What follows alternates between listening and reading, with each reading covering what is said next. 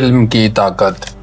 Columbus جس نے امریکہ دریافت کیا تھا ایک جہاز ران کا بیٹا تھا۔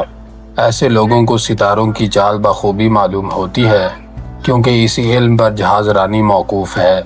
ایک دن کولمبس کو خیال آیا کہ سمندر کا دوسرا کنارہ بھی دیکھنا چاہیے، کیا عجب کہ ادھر بھی کوئی ملک آباد ہو۔ چنانچہ شاہی دربار کی امداد سے 2 جہاز لے کر بحری سفر پر روانہ ہوا اور ستاروں کی رہنمائی سے امریکہ تک جا پہنچا۔ اس وقت تو امریکہ علم اور دولت کی کان بنا ہوا ہے، مگر اس وقت وہاں جتنے بھی جنگلی لوگ رہتے تھے بالکل وحشی اور طرح طرح کے وہموں میں پھنسے ہوئے تھے۔ کولمبس نے ان پر حکومت جمانی چاہی تو انہوں نے مقابلہ کیا۔ کولمبس کے ساتھی تعداد میں کم تھے اور لڑائی میں پورے نہ اتر سکتے تھے۔ آخر سوچتے سوچتے اسے یاد آ گیا کہ کل سورج گرہن ہوگا۔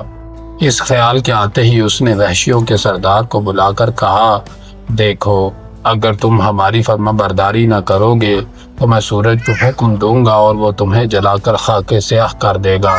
اس وقت تو وحشی چپ کے سنتے رہے، مگر دوسرے دن جب سورج کو گرہن لگنا شروع ہوا تو سخت گھبرائے۔ غرض کولمبس کو جادوگر اور کراماتی بزرگ سمجھ کر اس کے پاس حاضر ہو گئے اور اطاعت قبول کر لی۔